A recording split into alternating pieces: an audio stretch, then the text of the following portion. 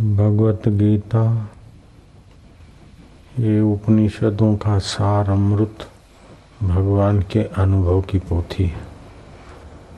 भगवान ऐसी ऊंची बात बताते हैं कि जिसको पाने का मनुष्य के पास योग्यता है, सामर्थ्य है, अधिकार है, स्वतंत्रता है। ऐसे तो सभी जीवों में भगवान की चेतना है, सभी जीव सुख चाहते हैं, लेकिन मनुष्य में उस चैतन्य सुख स्वरूप को ठीक से जानने की स्वतंत्रता है, सामर्थ्य है, अधिकार है, योग्यता है। अव्यक्तादीनि भूतानि व्यक्त मध्यानि भारतः अव्यक्त निधनान्येत व तत्र का परिवेदना। भगवत गीता दूसरे अध्याय का 28वां श्लोक है। हे भारत, सभी प्राणी जन्म से पहले अप्रकट थे। जन्म से पहले हम लोग अप्रगट थे और मृत्यु के बाद भी अप्रगट हो जाएंगे। मरते हुए जीव को हमने जाते हुए प्रकट किसी को देखा नहीं।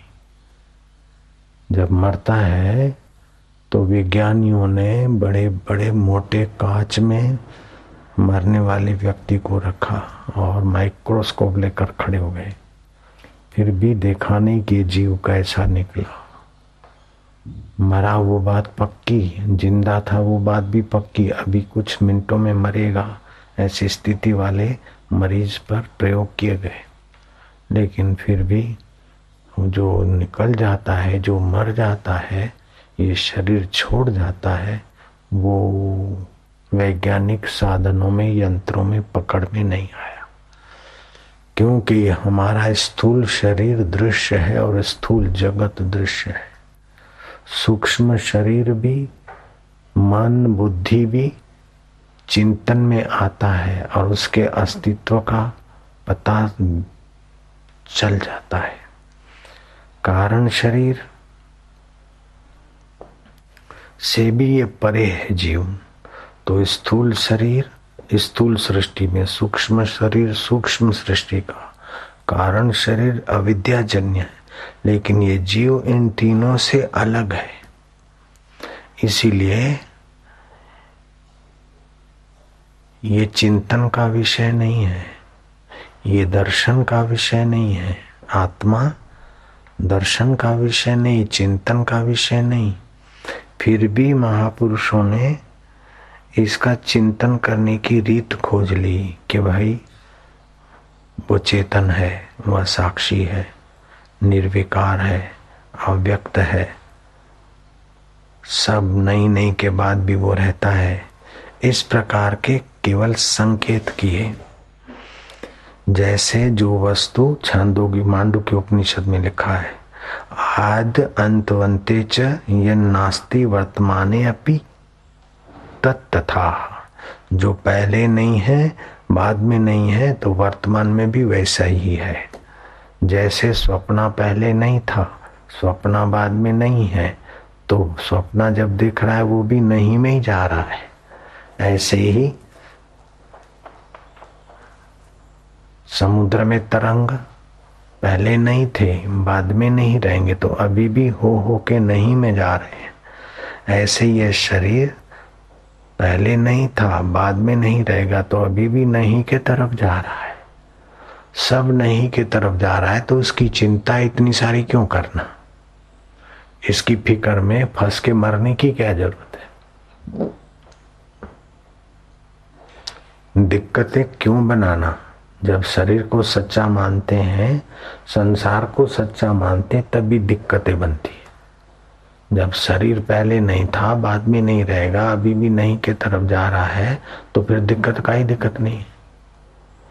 ऐसे ही दुख पहले नहीं था, जो पहले नहीं था अभी दुख आया है, जो पहले नहीं था अभी आया है, तो वो एक थोड़े समय में नहीं हो जाएगा।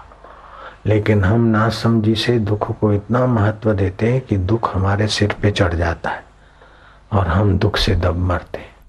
ऐसे ही सुख अभी आया तो पहले सुख नहीं था, तो पहले सुख नहीं था तो थोड़े दिन में सुख नहीं हो जाएगा, लेकिन सुख नहीं था तब भी हम थे, सुख है तब भी हम हैं, और सुख नहीं हो जाएगा तब भी हम रहेंगे। तो हम है चैतन्य और शाश्वत नित्य, सुख है अनित्य। हम है ज्ञान स्वरूप और सुख है अज्ञान स्वरूप।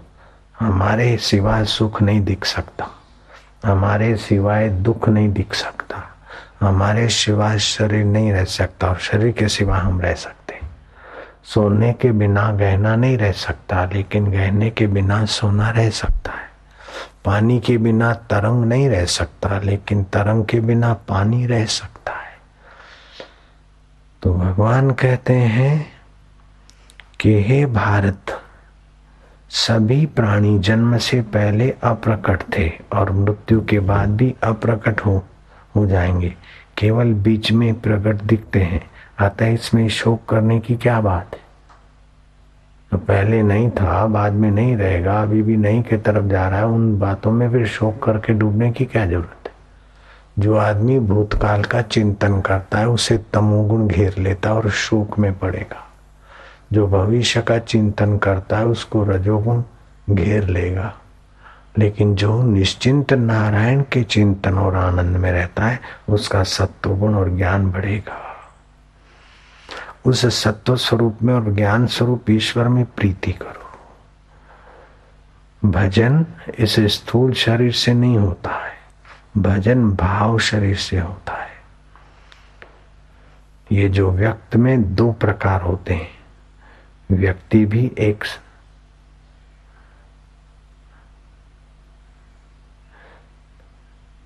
दो व्यक्ति एक जैसे नहीं हो सकते, चाहे जुड़वे भाई हों, फिर भी थोड़ा देर सबेर पैदा होते हैं, ग्रह में थोड़ी बदलाहट, स्वभाव में, चेहरे में थोड़ा सा, लेकिन अव्यक्त में सभी एक है। देखने में दो व्यक्ति एक नहीं होंगे, लेकिन आत्म रूप से करोड़ों व्यक्ति एक ही स्वरूप है। तो उस एक ही स्वरूप का भजन सुमरण करने से जीव सब दुखों से छूट जाता है, सब कर्म बंधनों से छूट जाता है, सब शोकों से पापों से छूट जाता है। और ऐसा विलक्षण ज्ञान, ऐसा विलक्षण आनंद, ऐसा विलक्षण जीवन की प्राप्ति होती है कि पृथ्वी का राज्य का सुख भी एक तरफ रखो तो कोई माना नहीं रखता। इंद्र का पद भी दे दो तो आत्मज्ञान के सुख के आगे वो इंद्र का पद भी कोई माना नहीं रखता। इतना आत्मज्ञान होने से परम शांति और परम सुख प्राप्त होता है। तो कैसे हो? तो ये भाव शरीर से भजन होता है। पनगारी सुनु प्रेम सम भजनन दूसरो आन। आप उस अव्यक्त स्वरूप परमात्मा में प्रीति कीजिए। भजताम प्रीति पूर्वकम ददामी बुद्धि योगम तुम। जो मुझे प्रीति पूर्वक भजता है उसको मैं बुद्धि योग देता हूँ। जो प्रीति पूर्वक भजते हैं उसको बुद्धि योग मिलता है। बुद्धि सबके पास है, लेकिन बुद्धि योग आने से भगवत सुख प्रकट होता है, भगवत आनंद प्रकट होता है, भगवत शांति प्रकट होती है। और सारे दुख और शोक आए तभी भी कोई ज्यादा देर उसका प्रभाव नहीं पड़ेगा। मृत्यु भी आ जाए तो मृत्यु शरीर की होती है। ये शरीर नहीं था तभी आप थे। शरीर नહોતું, તમે નહોતા જન્મ્યા ત્યારે તમે હતા, અને બાબલા હતા ત્યારે હતા, જુવાન હતા ત્યારે હતા, અને મર્યા પછી પણ તમે રહેશો। मरने के बाद भी तुम तो रहोगे, चाहे स्वर्ग में रहें चाहे नरक में रहेंगे, लेकिन आप तो रहेंगे। तो वो अव्यक्त शरीर है, अव्यक्त स्वरूप है।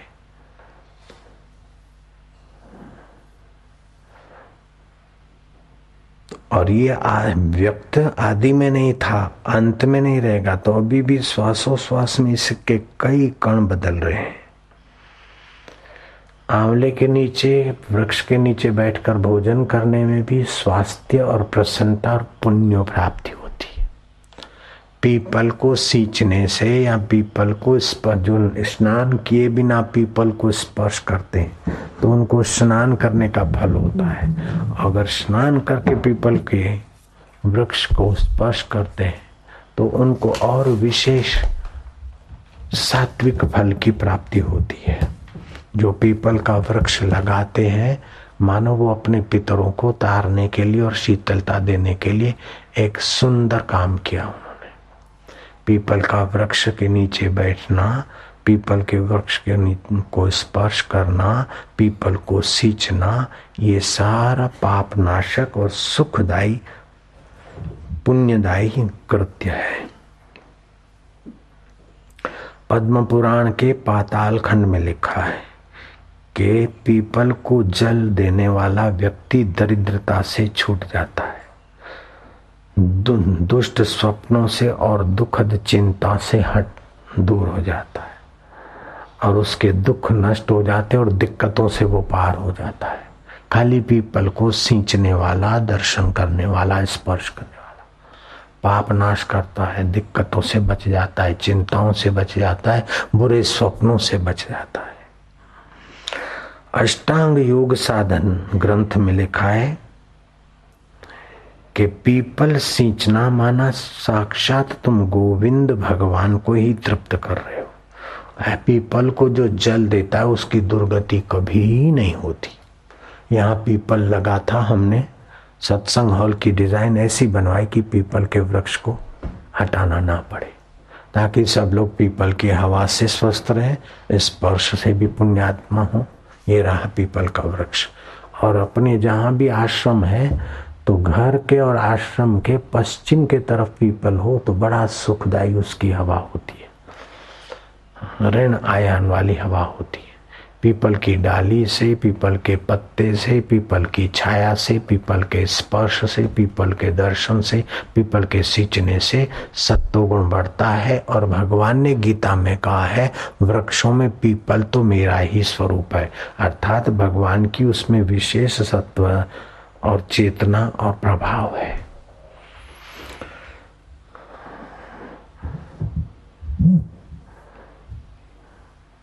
सबका कारणभूत प्रकृति में भी जो विकृति है, तो प्रकृति बदलती है, प्रकृति में विकृति होती है, लेकिन इस जीवात्मा में विकृति नहीं होती। जैसे बुद्धि कभी विकृत हो गई, शरीर विकृत हो गया, मन विकृत हो गया, लेकिन उसको जानने वाला अव्यक्त आत्मा वही का वही। अब तो मेरे को ऐसी परेशानी होती, मैं बड़ा दुखी हूँ, परेशान हूँ, बस लगता है कि बस ये हर की पौड़ी में जाके कूद के मर जाऊं। तो ये बुद्धि में विकृति आई, मन में विकृति आई, तो उसको जानने वाला शुद्ध अव्यक्त आत्मा है। इस प्रकार का चिंतन करने से किसी प्रेत का प्रभाव अथवा किसी दुस्वप्न और दुश्चिंतन का प्रभाव से आदमी बच जाएगा, आत्महत्या से बच जाएगा। लगता है कि फलाने को मार दो, तो ये विकृति आई, द्वेष आया, बुद्धि में आया, ओम प्रभो नारायण नारायण, ये विकृति बुद्धि में आई, मन में आई, बचाओ, तुरंत आपकी बुद्धि शुद्ध हो जाएगी। किसी ने चोरी की, जेब कतरे ने जेब काटी, अब जेब काटी तो उसकी तो गलती है, लेकिन अपन फिर उसके जैसे हो जाए तो अपनी भी तो गलती हो जाएगी। नहीं, एक आदमी सज्जन थे, कोई जेब काट रहा था, देखा, अच्छा भैया लो आप अच्छी तरह से काटो। बोले नहीं भाई साहब, मैं तो जरा गलती हो गई, जरा मैं तो मजाक कर रहा था। तो आदमी सुधर जाएगा। तो अपने हृदय से स्नेह भरा व्यवहार करने से जो विकृति होती है स्वभाव में, मन में, शरीर में, वो प्रकृति की है, और आप जल्दी पुरुष के करीब आ जाओ तो प्रकृति की विकृति से बच जाओगे। पत्नी ने भोजन बनाया और कंकड़ आ गया, बाल आ गया, ज्यादा नमक आ गया, मिर्च आ गई, या कुछ गड़बड़ हो गई, तो उसने असावधानी की, गलती उसकी है, लेकिन आपने थाली पछाड़ी, चोटा पकड़ा, देख रान कैसा बनाती है, ऐसा करती वैसा करती, तो वो बोलेगी मेरे हाथ का तो अच्छा ही नहीं लगता, दूसरी ले आओ, तो विकृति बढ़ जाएगी। और तुम बोलाओ कि फलानी अथवा मुन्ने की माँ अथवा हेडा, जो भी बोलते हो, जुगली ममली, जो भी नाम रखते हो, ममली जुगली छुगली मिमी मई मम्मा, देखो ये आज तो मानो भोजन में निमक देवता की बड़ी विशेष कृपा कर दी तुमने, बहुत बढ़िया है। बोले कि ज्यादा है क्या? ठहरो ठहरो ठहरो, दूसरी चीज मिला के निमक कम करके मसाला मसाला डाल के काम चल गया। लेकिन उसने बेवकूफी की, विकृति की, और आपने गुस्सा करके विकृति को और हवा दे दी, तो घर में झगड़ा और अशांति बढ़ जाएगी। तो विकृति जीव का स्वभाव नहीं। आप झगड़ा और अशांति नहीं चाहते, झगड़े और अशांति से दिक्कत होती है, शांति से कोई दिक्कत नहीं।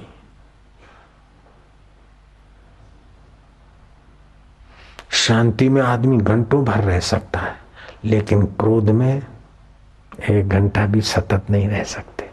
तो विकृति जीव का स्वभाव नहीं है, विकृति प्रकृति में है। तो जहां विकृति है वहां संस्कृति की जाती, लेकिन विकृति में संस्कृति, संस्कार डाल के संस्कृति की। लेकिन वो संस्कार डालने के बाद भी संस्कार नहीं थे, तभी भी जीव ऐसे ही शुद्ध था। और संस्कार पड़े तो विकृति से बचा, बाकी परमात्मा का तो आत्मा वो पहले ही था।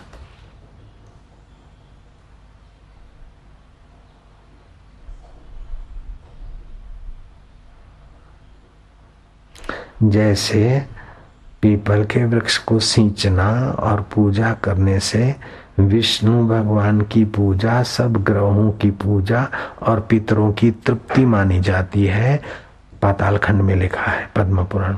ऐसे ही आप इस परमात्मा ज्ञान से भी सारे पितरों की तृप्ति, सारे देवों की और ग्रहों की शांति और अपने आत्मा परमात्मा में विश्रांति पा लेते हैं। तीर्थ नाए एक फल, धर्म लाभ होगा। संत मिले फल 4, धर्म अर्थ काम और मोक्ष। सतगुरु मिले अनंत फल, कहत कबीर विचार। वो सतगुरु मिलेंगे तो सत स्वरूप, जहां विकृति नहीं होती, उधर का ज्ञान देंगे। और जब भी मन इधर उधर आए तो ये मन की इधर विकृति हुई, बुद्धि की विकृति हुई, स्वभाव की विकृति हुई, उसको जानने वाला परमात्मा ओम ओम हरि नारायण नारायण, आप विकृति से बच जाएंगे। गरीबी के दुख से पीड़ित हैं, बच जाओगे। अमीरी के अहंकार से पीड़ित है, या पैसे के तनाव से, टेंशन से पीड़ित है, किसी भी, आप तुरंत जहां पीड़ा नहीं होती वहां पहुंच जाओ। क्योंकि पहले भी आप वहीं थे, बाद में भी वहीं रहेंगे। तो अभी भी वहीं पहुंचते जाओ बार बार। जैसे जंगल में आग लगती है ना, तो सियाने जानवर क्या करते हैं कि सरोवर में आके खड़े हो जाते पानी में, तो जंगल की आग उनको सता नहीं सकती। ऐसे ये संसार की जब आग लगे विकृति की, तो आप तुरंत अव्यक्त में आ जाओ। ओम नारायण हरि। आखिर क्या होगा? सब स्वप्न, ये हो जाएगा, वो हो जाएगा, भूखे मर जाएंगे, रोटी नहीं मिलेगी, अब क्या हो जाएगा, इज्जत चल जाए, फिर क्या? तो पहले नहीं था, बाद में नहीं रहेगा, तो अब क्या है? अपने तरफ से कोशिश करो, लेकिन घबराहट जब पैदा हो, अथवा असमंजसता अथवा विमूढ़ता पैदा हो जाए, तो भगवान अर्जुन को निमित्त करके संपूर्ण प्राणियों की विमूढ़ता हरने की बात बताते हैं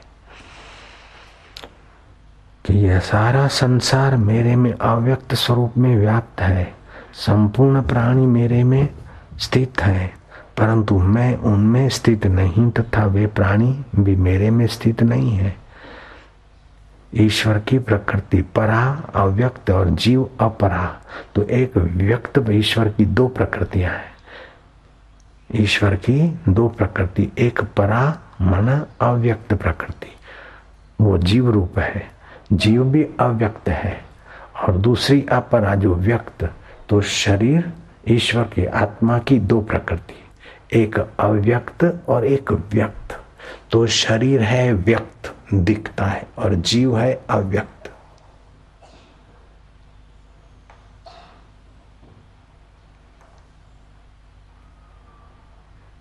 तो भगवान कहते हैं ये सब संसार मेरे अव्यक्त स्वरूप से व्याप्त है। संपूर्ण प्राणी मेरे में स्थित है, परंतु मैं उनमें स्थित नहीं हूं, तथा वे प्राणी भी मेरे में स्थित नहीं है। ध्यान देना, बहुत ऊंची बात है, बहुत सूक्ष्म बात है। संपूर्ण प्राणियों में मैं व्याप्त हूं, मेरे में है, और सब सब में मैं हूं और सब मुझ में है। सब में मैं नहीं हूं और सब मुझ में नहीं है। इतनी गहरी बात है कि गहरा गहरा तो भगवान की गलती मान लेगा कि अपनी बात आप ही काट रहे। मया ततिदम सर्वम जगत अव्यक्त मूर्तिना मत स्थानी सर्वभूतानि न चा अहम ते अहम युवा स्थिता। 9वां अध्याय 4था श्लोक।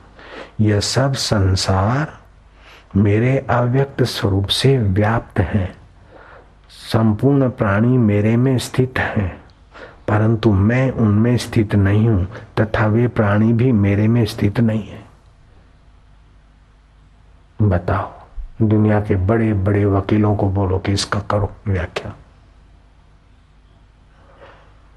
ये बुद्धिपूर्वक की व्याख्या पंडित तो चाहे कर भी ले, लेकिन हृदय पूर्वक व्याख्या तो कोई हृदयेश्वर का प्यारा ही कर सकता है, और बड़ी आसान है। ईश्वर की दो प्रकृति, परा और अपरा। परा मना अव्यक्त जीव, जो जीव मरता है ना, जीव शरीर छोड़ देता है, आत्महत्या करता है, शरीर छोड़ दिया तो गया, वो दिखेगा नहीं, वो अव्यक्त है। शरीर मरा हुआ दिखता है, ये भी भगवान की प्रकृति है। तो भगवान बोलते मैं इनमें व्याप्त हूं, ये मुझ में है, फिर भी मैं इनमें नहीं हूं और ये मुझ में नहीं है। कैसे?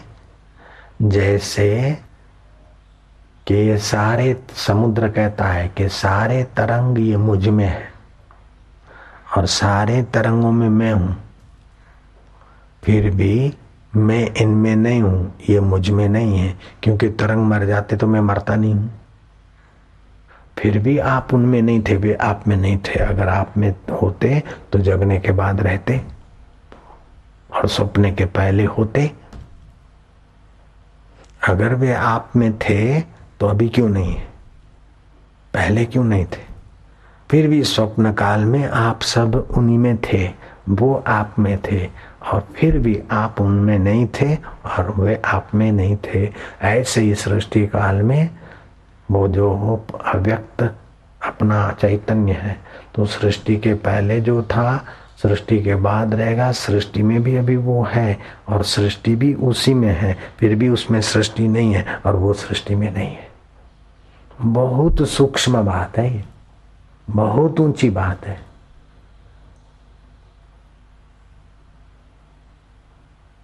और भगवत प्राप्ति का तो सभी को जन्म सिद्ध अधिकार है। जब तक भगवत प्राप्ति नहीं हुई तब तक कुछ भी प्राप्त हुआ तो धोखा है। मेरे को धन मिल गया, मेरे को पत्नी मिल गई, मेरे को बेटा मिल गया, मेरे को पति मिल गया, मेरे को फलाना मिल गया, और शरीर पहले था नहीं, बाद में नहीं रहेगा तो मिला हुआ कब तक रहेगा? जरा सा सोचो तो एकदम धोखे में जी रहे हैं। अभी 10 करोड़ का बिजनेस किया, 1 करोड़ मिल गया, अब 100 करोड़ का करूंगा तो 10-20 करोड़ कमा लूंगा, फिर 500 करोड़ का करूंगा, बस उसी में समय गवा के 5000 करोड़ वाली व्यक्ति विल करके चली गई। अब वो झगड़े में पड़ा है बिरला ग्रुप का पैसा। वो बेचारे बोलते हैं कि हमको तो नहीं चाहिए, लेकिन ये 5 करोड़ अच्छे काम में लगने चाहिए। तो जब शरीर भी नहीं रहा तो वो भाई के 5 करोड़ कैसे हो? 5000 करोड़। 1 लाख रुपए एक कुटुंब को दे तभी भी 5 लाख कुटुंब की जिंदगी बदल जाए। एक माई के इतने पैसे थे, 5000 करोड़। लाख रुपया एक परिवार को, गरीब परिवार को दें तो 5 लाख परिवार, 5000 करोड़ माना 5 लाख परिवार। बिल्कुल सीधा गणित है। वो बोलेंगे कोई दिक्कत नहीं है, अच्छी जिंदगी हो गई। लेकिन अच्छी जिंदगी, जिनके पास लाख 2-2 लाख है वो भी दुखी हो रहे हैं। तो लाख मिल जाएंगे 5000, 5 लाख परिवारों को तो अच्छी जिंदगी हो जाएगी। ये तो ऐसे ही चलता रहेगा। अच्छी जिंदगी तो होगी कि श्री कृष्ण के ज्ञान से। फिर चाहे 5 लाख हो, चाहे 5 रुपए हो, चाहे 5 दमड़ी भी ना हो, कोई दिक्कत नहीं। चाहे नारायण हरि नारायण। आप जो अव्यक्त अपना स्वरूप है उसको जान लोगे तो आपके पास 5 दमड़ी नहीं है तभी भी आपको कोई तकलीफ नहीं, और 5,000 करोड़ है तभी भी आप सुंदर व्यवस्था करके जाओगे।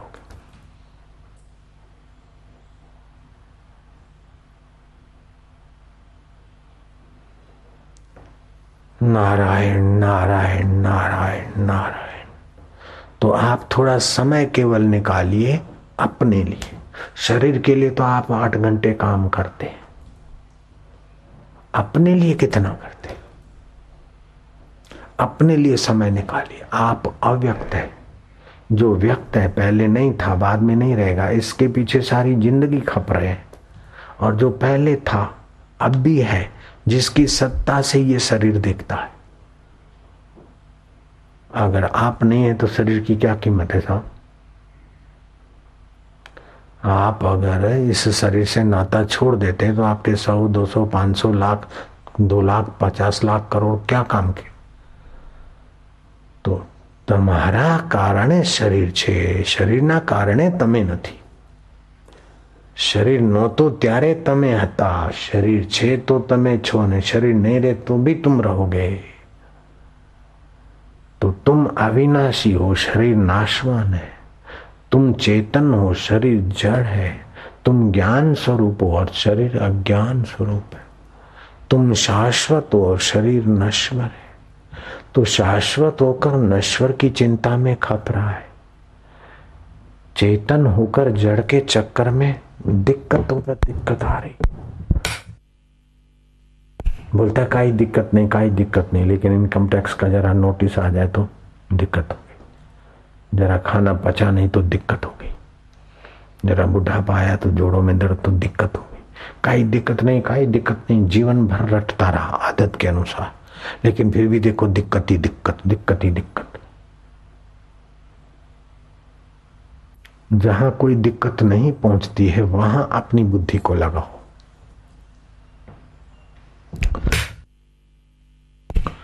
अर्जुन इतनी ऊंचाई वाला शरीर स्वर्ग में गया और उर्वशी जैसी अप्सरा के हाव भाव काम विकार से बचने की ताकत वाला, और भगवान कृष्ण जिसका रथ चला रहे, ऐसे अर्जुन को भी दिक्कत आ गई।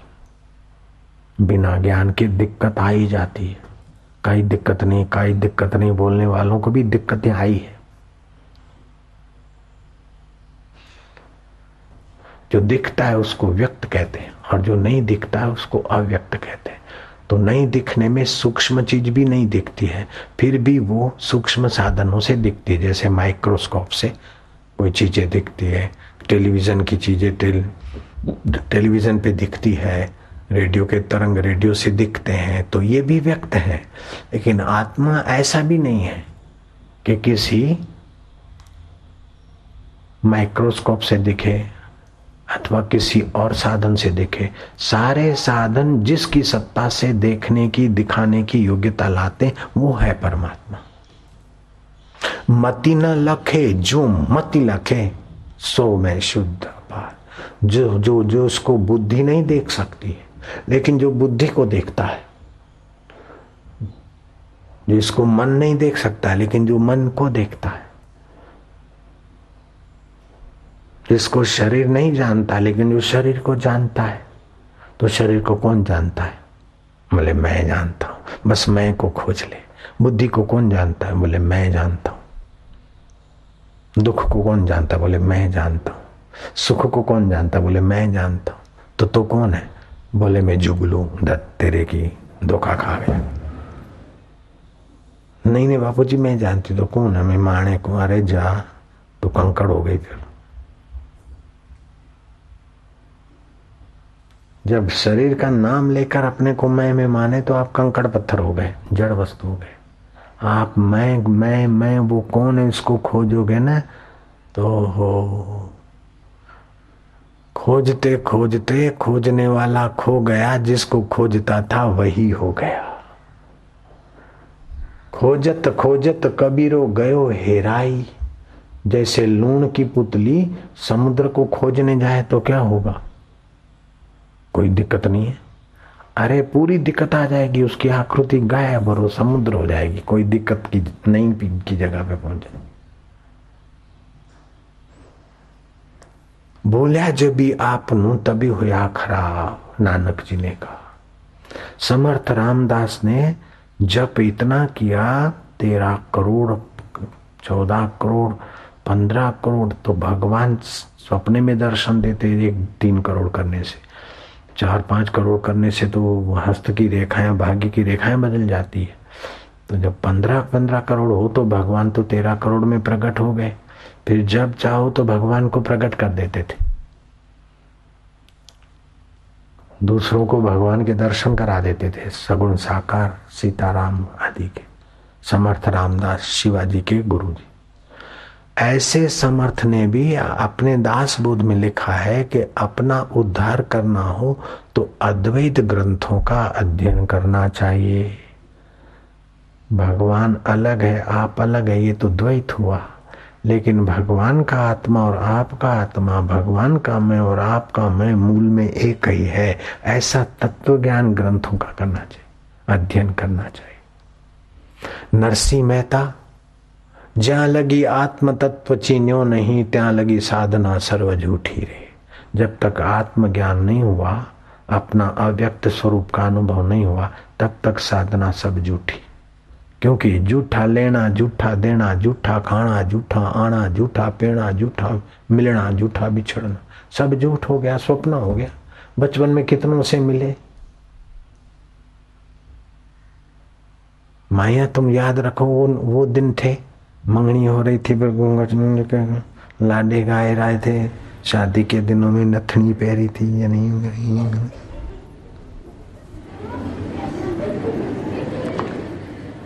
बैंड बाजे आ रहे थे, बजा के अब दुल्हा आ रहा है, तो सहेलियां, ये भाई है शादी। वो दिन देखो, उस समय बड़ा सच्चा लग रहा था। अभी क्या, सब स्वप्न हो गया। ऐसे ही तुम भी, मेरी शादी हो रही, घोड़े पे बैठे था, बग्गी में बैठे, जरा रुमाल, आप देखो तो बोले कुछ नहीं। तो सब बदलने वाला ना, लेकिन उस बदलाहट को जानने वाला बदला है क्या? बस जो नहीं बदला उसको जान ले, जो नहीं बदला उसके करीब आते जाओ। बचपन बदला, जुआनी बदली, सुख भी बदला, दुख भी बदला, मित्र भी बदला, शत्रु भी बदला। ये जग है अदला बदला, एक चेतन ना बदला रे। जुआनी में न जाने कितने कितने बड़े तरंगों पर नाच रहे थे कि मैं डॉक्टर बनूंगा, मैं वकील बनूंगा, मैं सीए बनूंगा, मैं फलाना करूंगा, मैं शादी करूंगा, ऐसी जगह करूंगा, मैं शादी करूंगी, ऐसा करूंगी, वैसा करूंगी। लेकिन अब देखो तो नाक टेढ़ी हो गई, आंखें अंदर चली गई, रात को ठीक से नींद नहीं आती, दिन को खाना नहीं पचता है, बुढ़ापे में कोई मानता ही नहीं। कितने ऊंचे तरंगों पे नाच रहे थे, अब देखो तो सब बदला बदला। तो बुढ़ापा आ जाए और लाचारी आ जाए, उसके पहले जहां बुढ़ापे की दाल नहीं गलती, लाचारी की दाल नहीं गलती, वहां पहुंच जाओ बस। कहने का तात्पर्य है, भगवान भी इसीलिए कह रहे हैं और हम भी भगवान की इस वाणी का इसलिए फायदा उठाते हैं कि दुखों का सदा के लिए अंत हो जाए और साधारण सुख नहीं, परम सुख की प्राप्ति हो जाए, परम ज्ञान की प्राप्ति हो जाए, परम पद की प्राप्ति हो जाए। इंद्र पद भी परम पद नहीं है, प्रधानमंत्री पद तो परम पद नहीं है, ये तो तुम समझ लोगे। लेकिन सारे धरतियों के राजा के मिलाकर भी वो बहुत छोटा पद है, उससे इंद्र पद बहुत ऊंचा है। लेकिन वो इंद्र पद पाया हुआ इंद्रदेव भी आत्म पद पाए बिना अपने को कंगाल मानते। यत पदम प्रेप्सवो दीना शक्रादय सर्वदेवता अहो तत्र स्थितम योगी हर्षम न उपगच्छति। जिस आत्म पद को पाए बिना इंद्र भी अपने को कभी कभी कंगाल मानता है कि ये पहले नहीं था इंद्र पद, बाद में नहीं रहेगा। तो नहीं होने वाली चीजों में जो है मैं उसको भूल रहा हूं, हाय रे। इंद्र भी जो इंद्रासन पर बैठे उसे इंद्र बोलते हैं, जो प्रधानमंत्री पद पे बैठे उसे प्रधानमंत्री बोलते हैं। तो कई इंद्र हुए, इसमें कई कोई कोई ऐसे इंद्र विवेकी के इंद्र का राज्य मिलने के बाद भी देखा कि तो कुछ भी नहीं, और गुरु के पास गए आत्मविद्या लेने के लिए। ये वो चीज है, ब्रह्म ज्ञान वो चीज है। नारायण नारायण नारायण नारायण नारायण। भगवान कृष्ण सुबह नींद में से उठते थे, शांत बैठ जाते थे। मैं नित्य हूं, शरीर और व्यवहार अनित्य है, मैं शाश्वत हूं, आनंद स्वरूप हूं। ये बदलने वाला व्यवहार मुझ पर कोई प्रभाव नहीं डाल सकता। ओम ओम। आज प्रसन्नता बांटूंगा और वस्तुओं का दान करूंगा, गौओं का दान करूंगा। ओम ओम। क्योंकि छोड़ के जाना है, सदुपयोग करूंगा। तो वस्तु का भी सदुपयोग, मन का भी सदुपयोग, मन को सत में लगाए, बुद्धि का भी सदुपयोग, बुद्धि को भी सत में लगाए, चित्त का भी सदुपयोग, सत स्वरूप चैतन्य में लगाए। हम इधर उधर की बातों में चित्त को असत में लगा देते, मन को असत में लगा देते। तो सत्संग तो थोड़ी देर होता है। चार सकार है, सत चिंतन, सत सुमरण, सत कर्म और सत्संग। तो अकेला बैठेगा तो सत चिंतन करेगा, कुछ करेगा ईश्वर की प्राप्ति के लिए तो सत कर्म करेगा।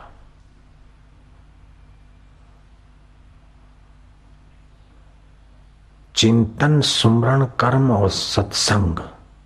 तो अकेले में चिंतन होगा, आपस में बैठ के चिंतन होगा, अकेले में सुमरण होगा, और कर्म करेंगे तब सत्कर्म होगा, और सत्संग तो फिर सहज में हो जाएगा। तो सतचिंतन, सत्सुमरण, सत्कर्म और सत्संग। तो सतचिंतन, सत्सुमरण, तो सत्य का सुमरण, सत्य की प्रीति के लिए कर्म हो, तो उसको फिर सत्य के संग में स्थिति हो जाएगी। बस। तो कर्म में भी असत कर्म में न लगे, सत्कर्म में लगे, सुमरण में भी कुसुमरण में न लगे, व्यर्थ के सुमरण में न लगे, सत्य सुमरण में लगे। चिंतन अकेले में बैठा तो व्यर्थ का चिंतन न करे, सत्य का चिंतन करे, तो परमात्मा ज्ञान हो जाएगा। और परमात्मा ज्ञान जब तक नहीं हुआ तब तक जो कुछ भी मिलेगा अंत में समय, शक्ति और जीवन खत्म, हाथ में कुछ भी नहीं आएगा। अब 5,000 करोड़ वालों के हाथ में नहीं आया तो तुम्हारे हाथ में क्या आएगा? दिक्कत ही दिक्कत है। बोले कोई दिक्कत नहीं, सारी दिक्कत है जब तक आत्मज्ञान नहीं हुआ तो। क्यों भांजे? कोई दिक्कत नहीं, सारी दिक्कतें हैं जब तक आत्मज्ञान नहीं हुआ। जब तक शाश्वत को नहीं पाया, पहचाना, तब तक सारी दिक्कतें। अरे जाएंगे, वो काम हो जाएगा, कोई दिक्कत नहीं। होने के बाद भी दिक्कत है, न हुआ तभी भी दिक्कत है, क्योंकि छूट जाएगा। अरे वो तो मेरा दोस्त है ऑफिसर, मेरे घर आता, मेरा कोई दिक्कत नहीं, मैं करवा देता हूँ। अब ऑफिसर की बदली हो गई तभी भी दिक्कत है, अगर वो चक्कर काटवाया तभी भी दिक्कत, और ओके कर दिया तभी भी अंत में छूट जाने वाला है। दिक्कत ही दिक्कत है, कोई दिक्कत नहीं। कैसे? नारायण हरि नारायण, ये है वीआईपी ट्रीटमेंट। नारायण हरि नारायण हरि। तड़प बढ़ानी चाहिए ईश्वर प्राप्ति के लिए।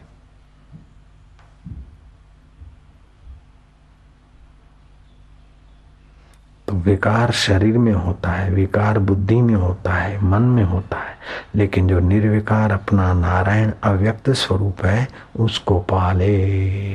तो निर्विकारी सुख, निर्विकारी संबंध, निर्विकारी आनंद, निर्विकारी नारायण के साथ आपका जो शाश्वत संबंध है उसका साक्षात्कार हो जाएगा।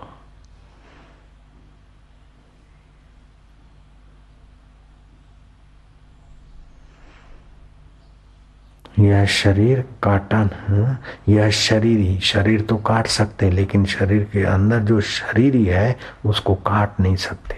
शरीर को तो जला सकते हैं लेकिन चैतन्य आत्मा को जला नहीं सकते। शरीर तो पड़ा पड़ा भी गल जाएगा लेकिन चैतन्य नहीं गला सकते।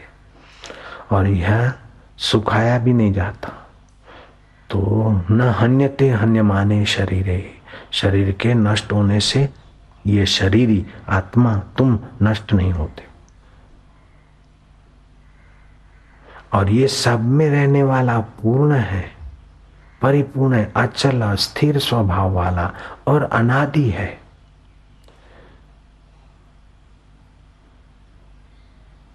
एक होता है देह, दूसरा होता है देही। तो देह तो दिखता है, देही नहीं दिखता है।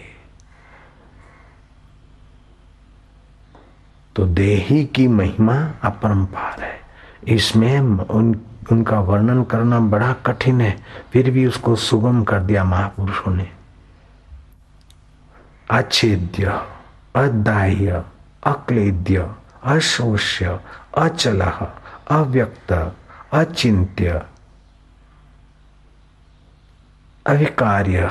इसमें विकार नहीं है, ये इसका चिंतन नहीं कर सकते हो, सारे चिंतन इसी से बुद्धि करती है। इसको व्यक्त नहीं करते हो, सारा व्यक्त इसी से होता है।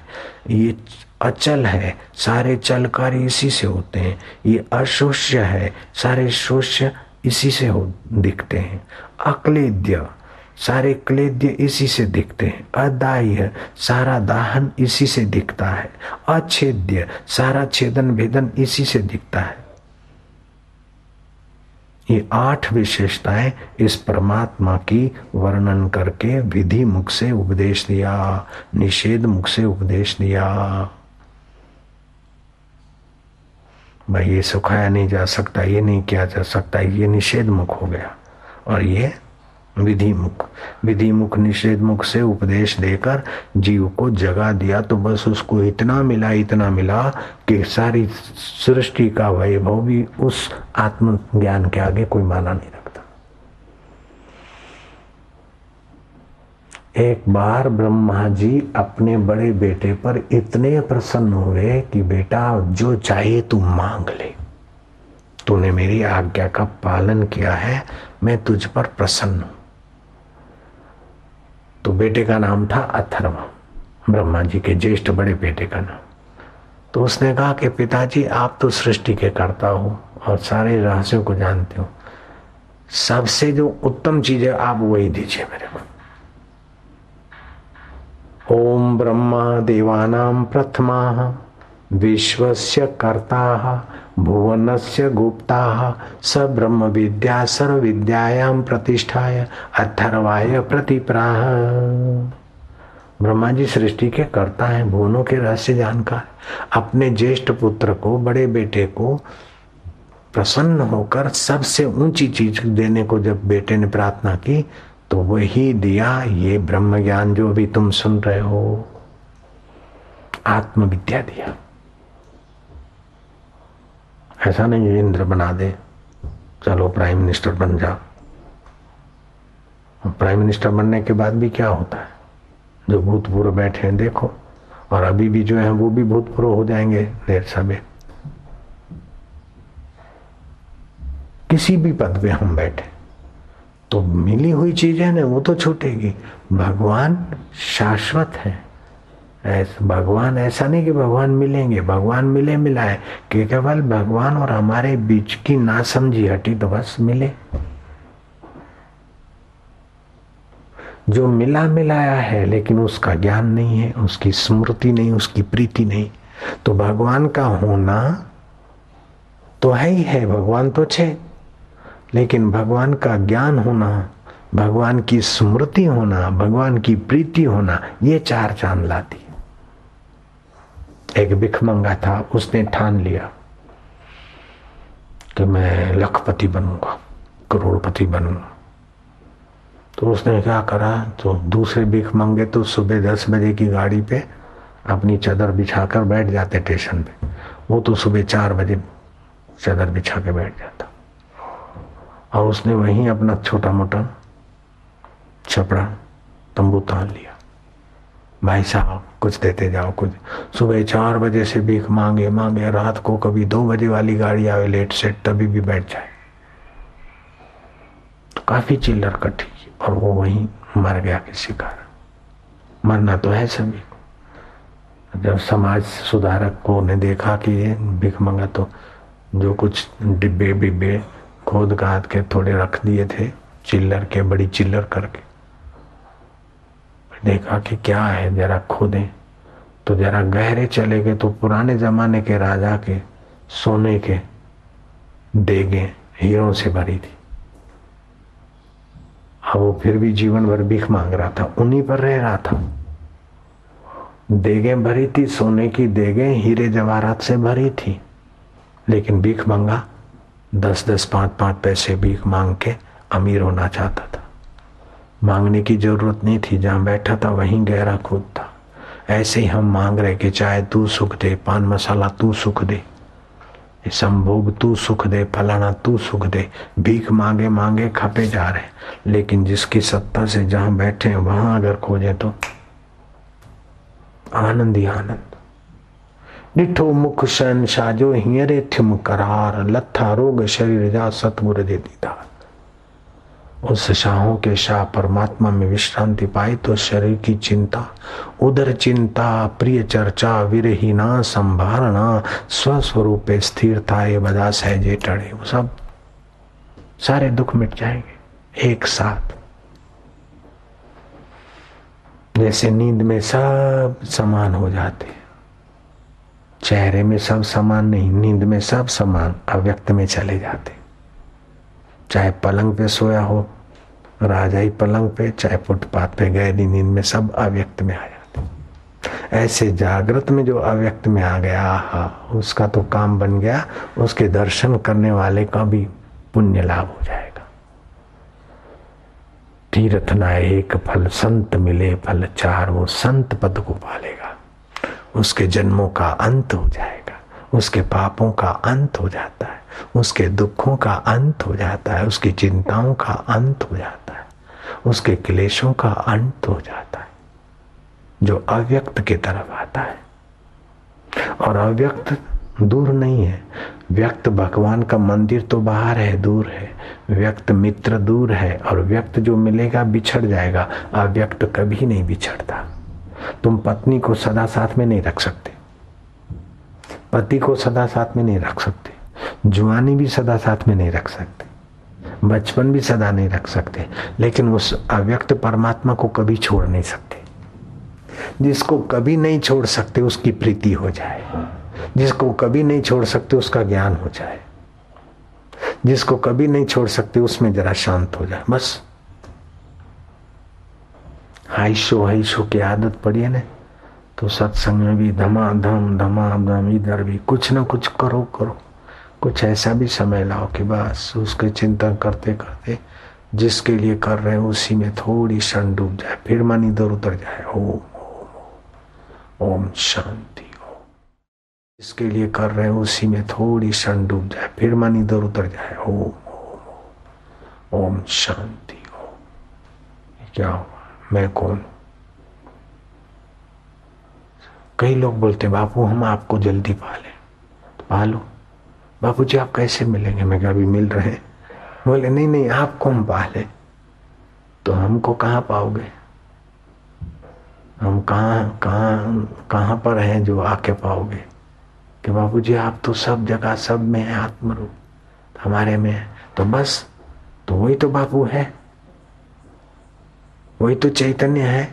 बापू कहो, राम कहो, गॉड कहो, अल्लाह कहो, ईश्वर कहो, जो भी कहो वही तो है। अभी तो कहते हो वही तो है, जब अनुभव होगा तो बोलोगे मैं ही तो हूं। नहीं जाना तो बोलते वही है, जान लिया तो बोले मैं ही हूं। एक मुसलमान सूफी फकीर थे, वेदांत का थोड़ा सा रंग लग गया, पता चल गया कि अनल हक वही आत्मा है। कई लोगों ने रोजे रखे, रोजा रखना मुसलमानों के लिए बहुत अच्छा है, तो हिंदुओं के लिए उपवास रखना अच्छा है। रोजों से स्वास्थ्य की भी बड़ी रक्षा होती है। ऐसे जो नवरात्रे रखते हैं उनका स्वास्थ्य भी अच्छा रहेगा। 9 दिन का उपवास या एकादशी रखते हैं तो स्वास्थ्य में, उपवास स्वास्थ्य के लिए वरदान है।